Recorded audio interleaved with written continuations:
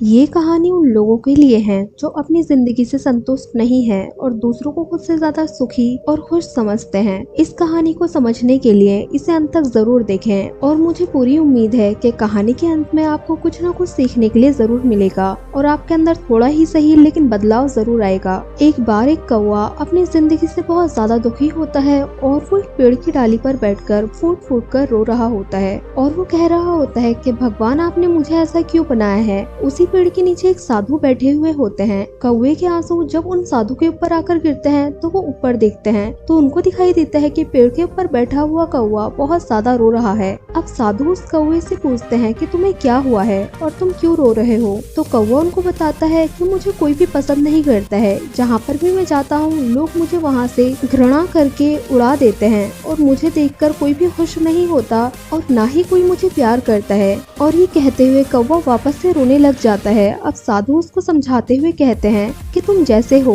तुम्हें खुद को स्वीकार कर लेना चाहिए और उसी में खुश रहना चाहिए। लेकिन कौवे को साधु के ज्ञान की बातें समझ नहीं आ रही थी और वो तो अपने ही दुख में डूबा हुआ था और वो रोए जा रहा था। अब साधु से कौवे का यह हाल देखा नहीं जाता और वो कौवे से कहते हैं कि चलो ठीक है, मैं अपने मंत्र से तुम्हें किसी और जानवर में बदल देता हूँ, बताओ तुम्हें क्या बनना है। तब जो कौवा होता है वो साधु से कहता है कि मुझे हंस बनना है, क्योंकि वो एकदम सफेद कलर का होता है और सभी लोग उसको प्यार करते हैं और उसको अपने पास रखना चाहते हैं, इसलिए आप मुझे हंस बना दीजिए। अब जो साधु होते हैं वो कौवे से कहते हैं कि ठीक है, मैं तुम्हें हंस बना तो दूंगा, लेकिन पहले तुम हंस के पास जाओ और उससे पूछ कर आओ क्या वो अपनी जिंदगी में खुश है और संतुष्ट है। अब कौवा ऐसे ही करता है और वो यहाँ से उड़कर हंस के पास जाता है। हंस पानी के अंदर बैठा हुआ होता है। अब कौवा हंस के पास जाता है और उससे कहता है कि तुम कितने ज्यादा सुंदर हो और तुम्हारा जो रंग है वो दूध की तरह सफेद है और मुझे लगता है कि तुमसे सभी लोग बहुत ज्यादा प्यार करते होंगे और तुम दुनिया के सबसे सुखी पक्षी होगे।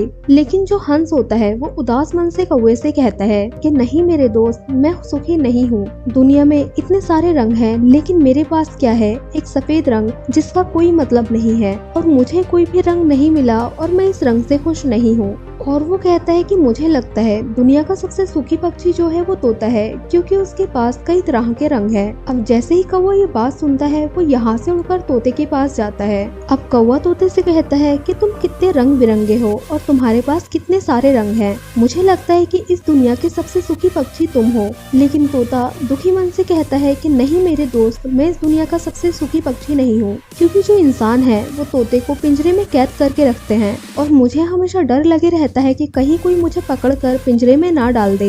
अब तोता कहता है कि मुझे लगता है कि इस दुनिया का सबसे सुखी पक्षी मोर है और तोता कहता है कि वो मुझसे ज्यादा रंगीन है। अब जैसे ही कौवा ये बात सुनता है तो वो यहाँ से उड़ जाता है और मोर को तलाश करने लग जाता है। बहुत ज्यादा ढूंढने के बाद उसको मोर एक पिंजरे में कैद दिखता है, जो कि एक जू के अंदर होता है, जिसको देखने के लिए हजारों लोग आए होते हैं। जैसे ही सारे लोग यहाँ से चले जाते हैं तो जो कौवा है वो मोर के पास आकर उससे कहता है कि दोस्त, मुझे लगता है कि तुम इस दुनिया के सबसे सुखी पक्षी हो, क्योंकि तुम्हें देखने के लिए हजारों लोगों की भीड़ लगती है और तुम बहुत ही रंगीन भी हो।